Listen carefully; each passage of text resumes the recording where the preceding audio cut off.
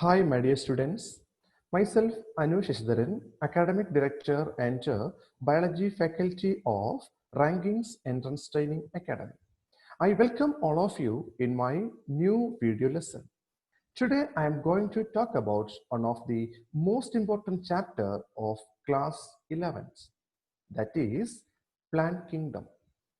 As you know, as per Whittaker's Five Kingdom system of classification, the entire organisms in nature had been classified into five different kingdoms.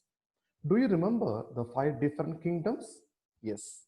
Kingdom Monera, Protista, Fungi, Plantae, and Animalia.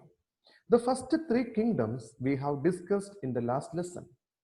Okay, this is the fourth kingdom as per the Whittaker's five kingdom system of classification, that is plant kingdom. Dear students, first of all, let me discuss the characteristic features of organisms come under the category of plant kingdom. The first point you can see they are eukaryotic chlorophyll bearing organisms. That means such type of organisms they are having a well developed nucleus with the nuclear membrane. Do you know chlorophyll?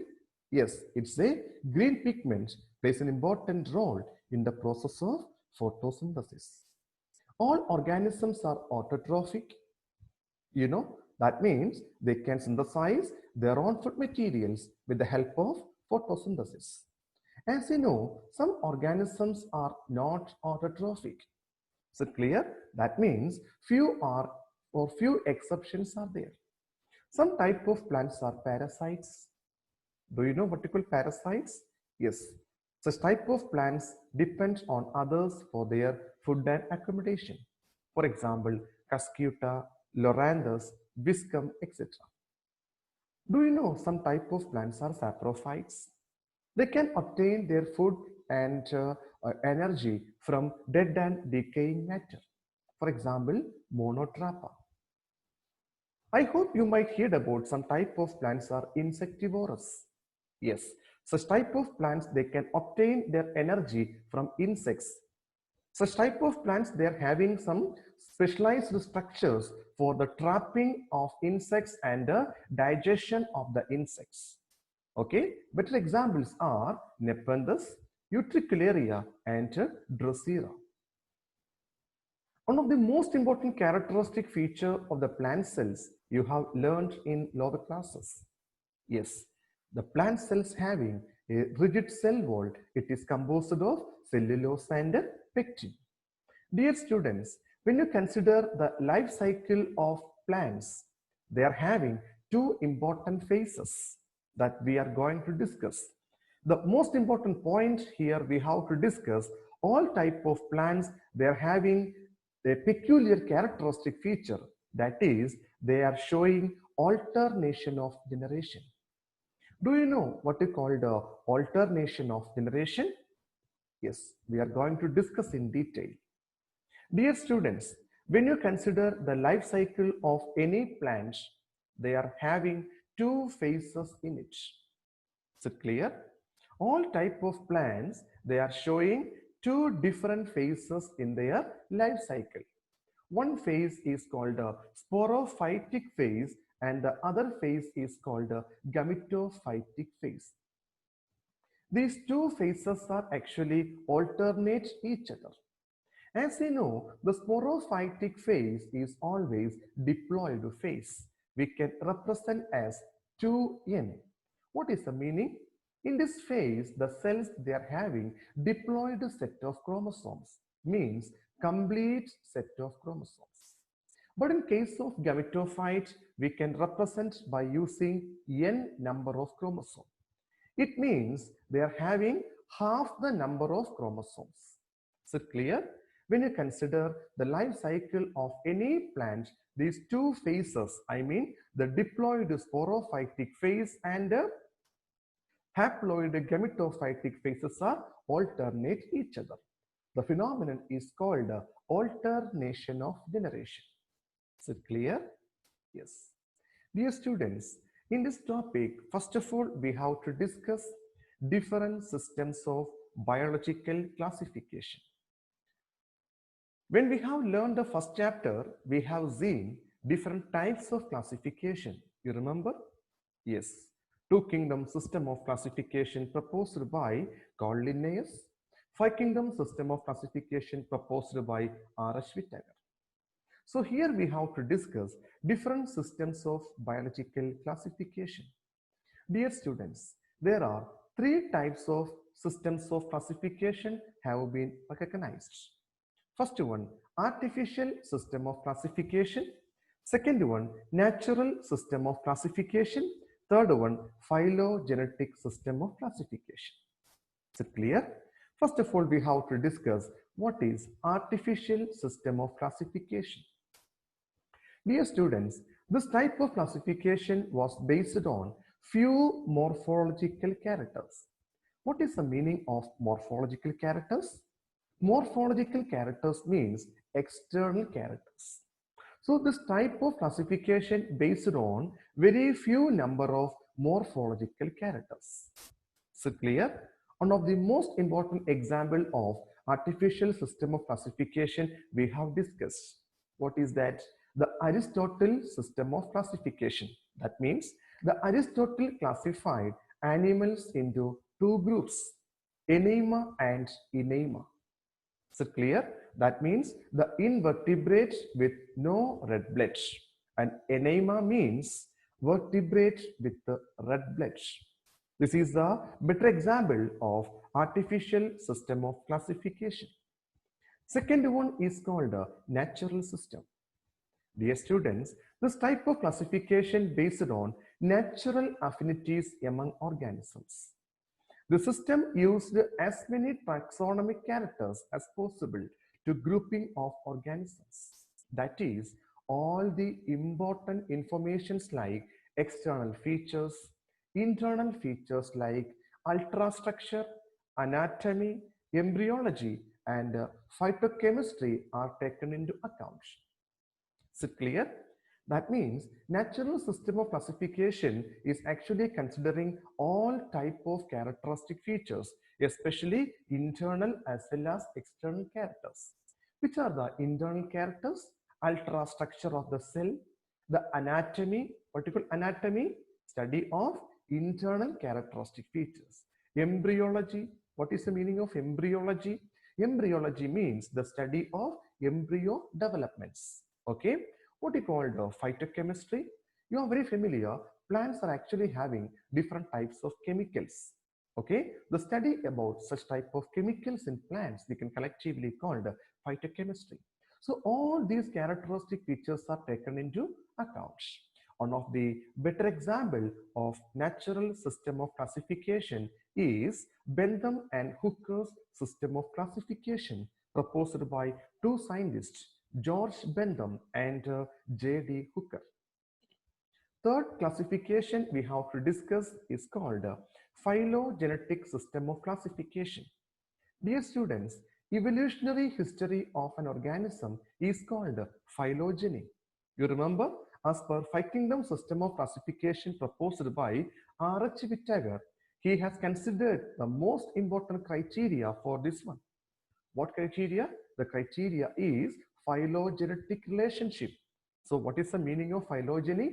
Evolutionary history of an organism. Dear students, the system of classification is based on phylogenetic relationship of organisms. One of the famous scientists named Eichler firstly proposed the phylogenetic classification system. Is it clear? Now we have to discuss some new branches of classification. First one is called cytotaxonomy. Dear students, in cytotaxonomy, the classification based on some cytological informations.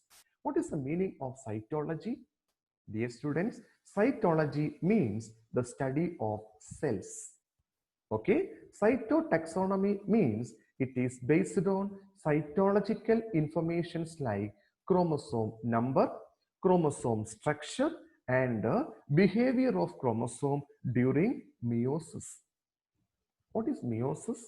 Meiosis is a type of cell division commonly occur in reproductive cells. Okay.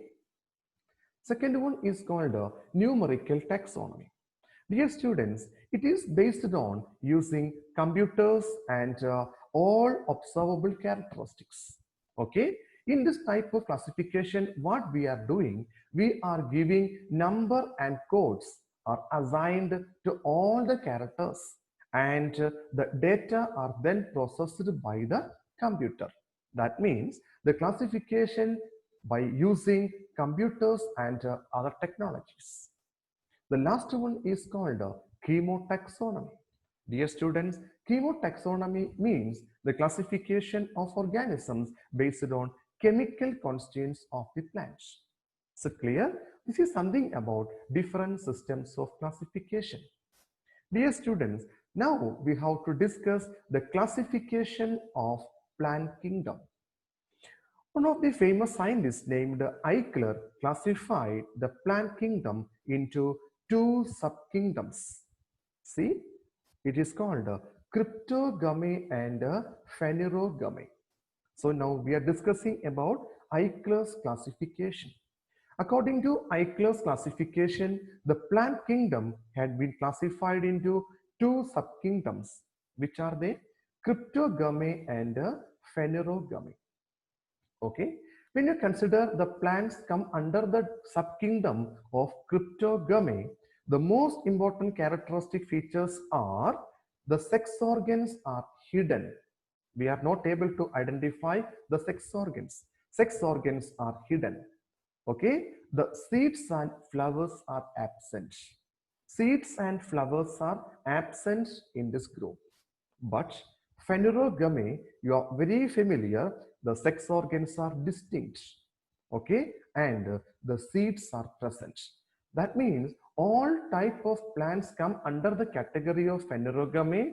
They are having well developed sex organs and presence of seeds. Is it clear?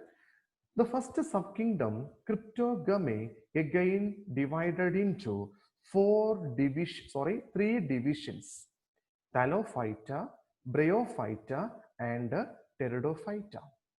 Phanerogamy belongs to another important division called Spermatophyta. Dear students, the division Thallophyta again divided into two subdivisions: algae and fungi.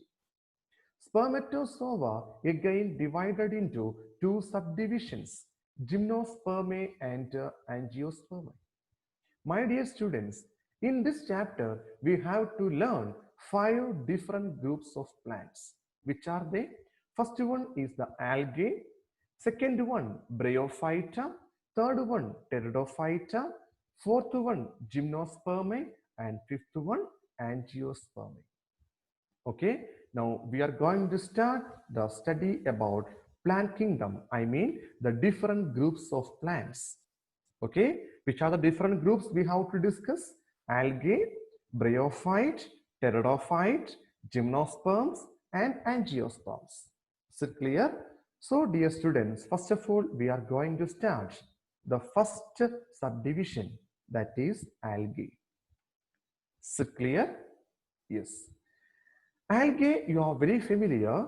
They are chlorophyll bearing, simple, thalloid, autotrophic, and mostly aquatic organisms. What is the meaning of thalloid? Thalloid means the plant body is not at all differentiated into root, stem, and leaf. Such type of undifferentiated plant body is called thallus. Autotrophic, you are very familiar, no? Yes. And mostly aquatic. Okay.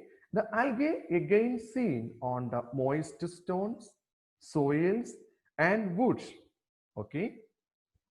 The size of the algae ranges from microscopic unicellular forms like Chlamydomonas to colonial forms like volvox and filamentous forms like Ulothrix and Spirogyra.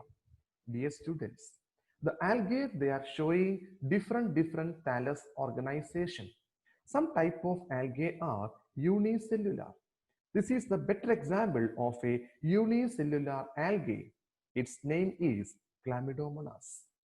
Okay, this is actually a type of colonial form, colonial algae which are living as colony. Better example, volvox. Okay, this is the filamentous algae, is just look like filamentous structure. Better example, Spirogyra. Dear students, a few marine forms such as kelps, it actually forming massive plant body. So this is actually an example of kelp. This is a giant kelp. Its name is Macrocystis. They are giant plants. Okay, so there are different types of plants come under the category of algae. Now we have to discuss the characteristic features of algae. You are very familiar. The algal cell wall made up of outer pectin and inner cellulose layer. Various types of photosynthetic pigments are present. As you know, the most important essential pigments, chlorophyll A, is actually present in all type of algae. Chlorophyll A is the universal pigment. It is the essential pigment present in all type of algae. Some other type of pigments are called accessory pigments. Which are the most important accessory pigments?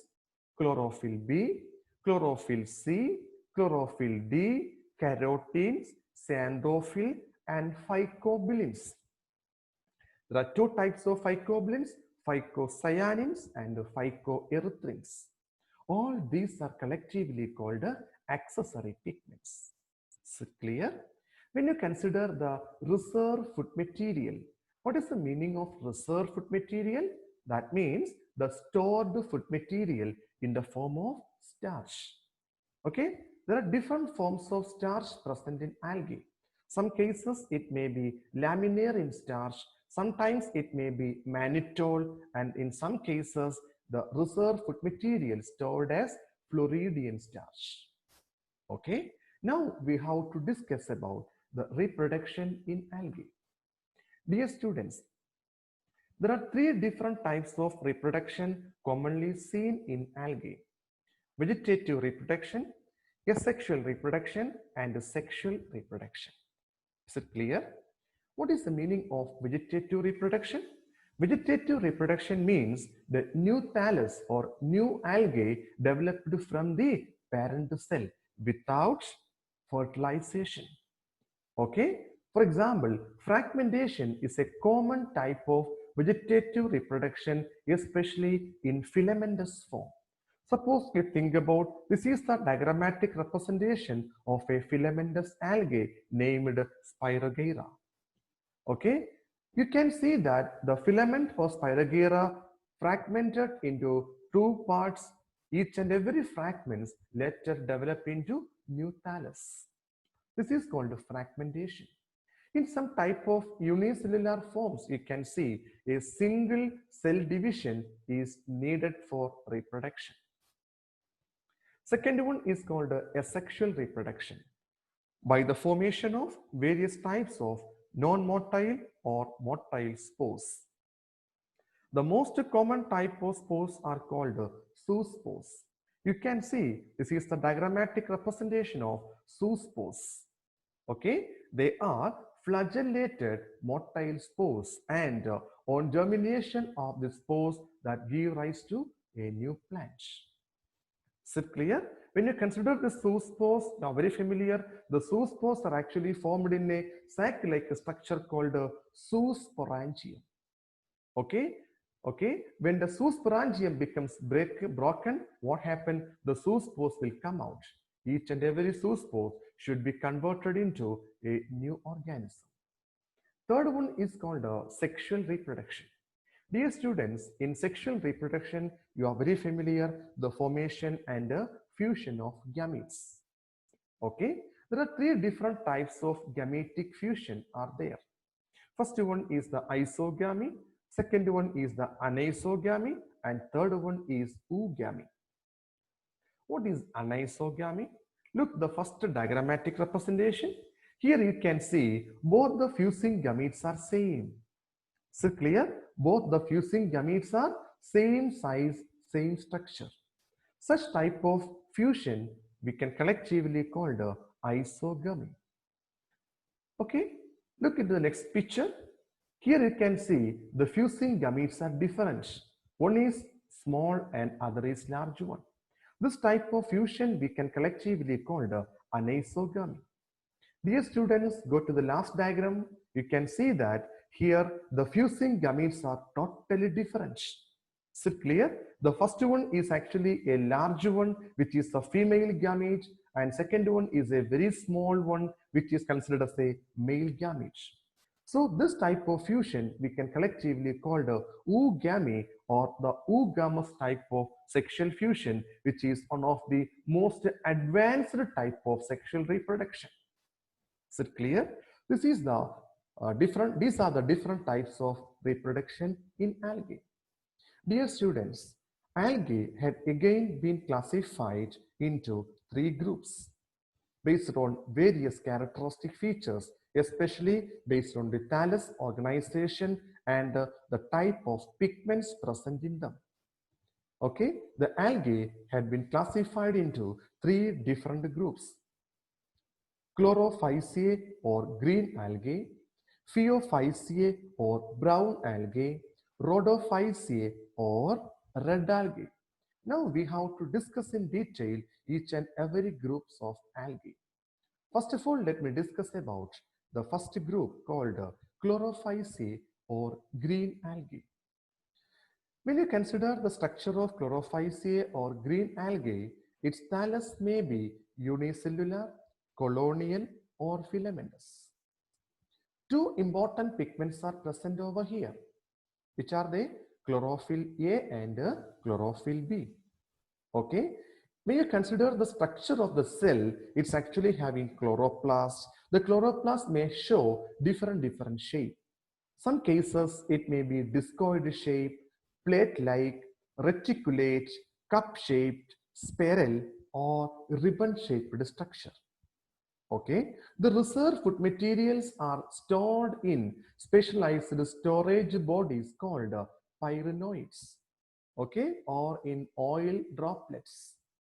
A rigid cell wall is made of an inner layer of cellulose and outer layer of pectose. When you consider the green algae, its vegetative reproduction by means of fragmentation, asexual reproduction by means of zoospore formation, sexual reproduction may be isogamous, anisogamous, or oogamous. We have already been discussed.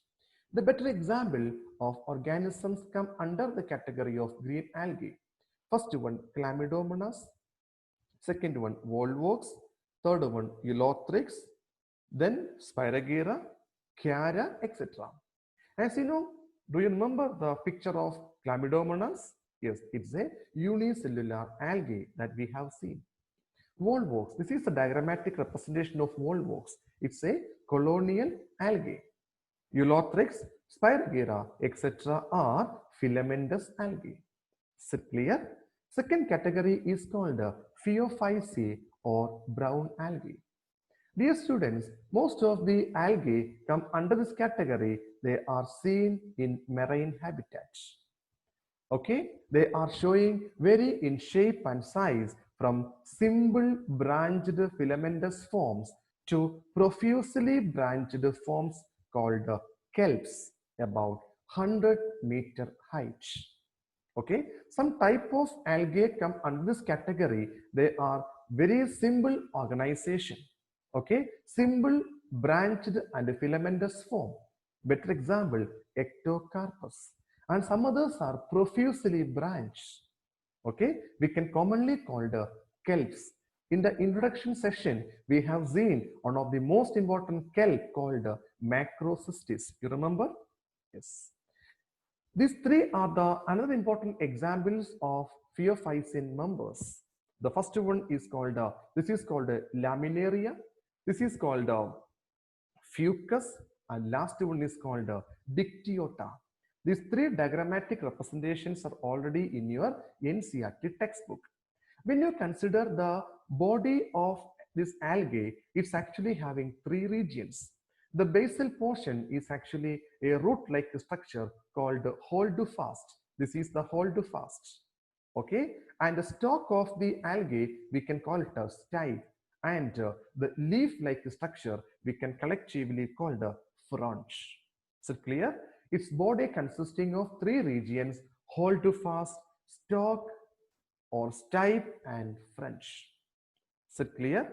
Holdfast means the root-like structures, stipe means it's a stem-like structure, and frond means it's a leaf-like structure. The most important pigments present in this type of algae: chlorophyll A and C, carotenoids, xanthophyll, and fucoxanthin. The food is stored as carbohydrates in the form of laminarin or mannitol. The cell wall is covered by a gelatinous coating. It is called algin. Is it clear? When you consider the vegetative propagation of Phaeophyceae by means of fragmentation, asexual reproduction by biflagellate zoospores, and the sexual reproduction occur by means of three methods: isogamous, anisogamous, and oogamous. Better example: Ectocarpus, Dictyota. This is the Dictyota. So clear? Laminaria. Okay, Laminaria, Sargassum, and Fucus. This is Sargassum, and this is Fucus. Okay, when you consider the structure of all these algae having some complexity as compared to green algae. That's why I said in the beginning the phylogenetic relationship had been taken into consider for this classification. So clear? Yes. The last category is called Rhodophyceae or red algae. Dear students, the algae come under this category commonly seen either in freshwater, brackish water, or mostly in salt water. That means majority of members of this algae seen in salt water, whereas some algae or some of them seen in fresh water. The most important pigments present over here: chlorophyll A and D, phycoerythrin. The food is stored as Floridian starch, which is similar to amylopectin and glycogen in structure. Vegetative reproduction is by fragmentation. Asexual reproduction by means of non-motile spores. Sexual reproduction by means of non-motile gametes. Better example: Polysiphonia, Porphyra, Gracilaria, Gelidium, etc. are the better example of rhodophycean members. Okay, the diagrammatic representation, this is Gracilaria and second one is the Gelidium.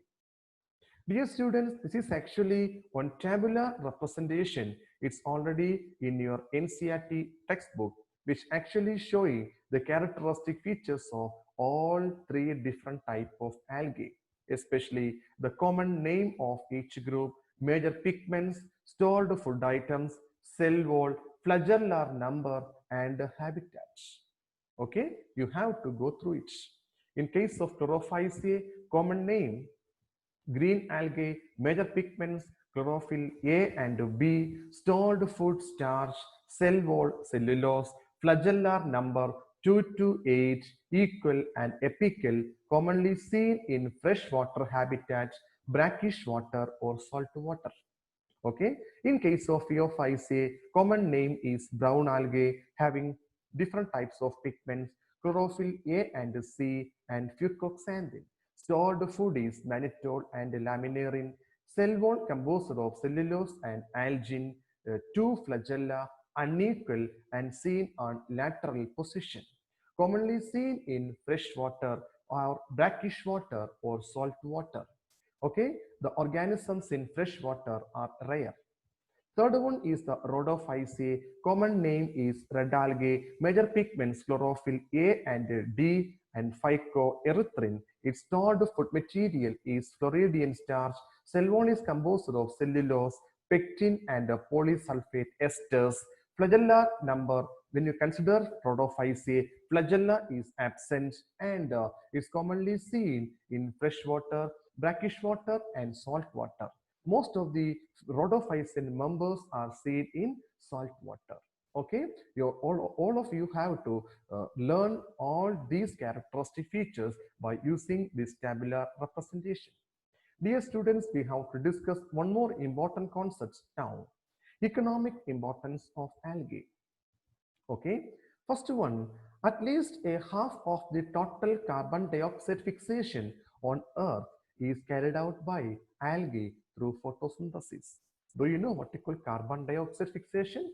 Yes, you are very familiar. All type of photosynthetic plants, they can absorb atmospheric carbon dioxide, and that should be converted into starch or glucose.